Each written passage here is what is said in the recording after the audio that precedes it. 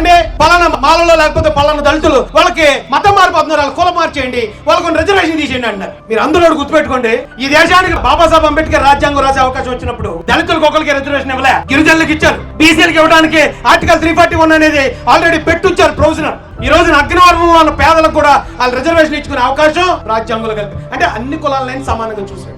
అదే అంబేద్కర్ గారు SC reservation దేనికి ఇచ్చారో ఒక్కసారి వలసపోండి అని చెప్తున్నా, జాగ్రత్తగా ఆలోచించండి. చాలా మంది అంటారు ఆ కులానికి ఇచ్చిన రిజర్వేషన్ కదా, మీరు మతం మారిపోయాక ఆ మతంలో కులాలు లేవు కదా, ఆ కులాలు లేనప్పుడు ఆ రిజర్వేషన్ ఎలాగనే చాలా తెలివిగా అడిగేస్తున్నారు కొంతమంది మేధావులు. మీ అందరికీ చెప్తున్నానంటే అది కులానికి ఇచ్చింది కాదు రిజర్వేషన్, కులం వల్ల వచ్చిన అణిచివేతకి అంటరానితనానికి మాత్రం ఇచ్చాడు ఆయన. ఏ కులాన్ని అయితే అంటరాని వాళ్ళుగా చూస్తారో వాళ్ళకి ఎస్సీలుగా గుర్తించి రిజర్వేషన్ ఇవ్వమని చెప్పాడు. ఈ దేశంలో ఇప్పటికే దళితులుగా ఉన్న వాళ్ళు, వాళ్ళ క్రిస్టియన్ గా ఉన్నా, బుద్ధిస్ట్ గా ఉన్నా, మరొక హిందువుగా ఉన్నా, ఎక్కడ ఉన్నా సరే ఈ రోజుకి అద్దెకిల్లు దొరకట్లేదు. నువ్వు దళితుడు అని చెప్తే నీకు అద్దెకిల్లు దొరకనంత కాలం నీ మీద వివక్ష ఉంది. వివక్ష ఉన్నంత కాలం అంబేద్కర్ ఇచ్చిన రాజ్యాంగంలో ఆ రిజర్వేషన్ ఫలాలు మాకు దక్కి తీరా. అంటే ఇప్పుడు నాకు జ్వరం వస్తుంది, జ్వరానికి ఒక మందు కనిపెట్టారు. ఈ జ్వరం తగ్గిపోయిన తర్వాత మందు వాడటం వదిలేయాలి, కానీ ఆ మందు తీసుకెళ్లి కులుకాల పడితే రద్దు చేస్తే జ్వరం ఆగిపోద్దా?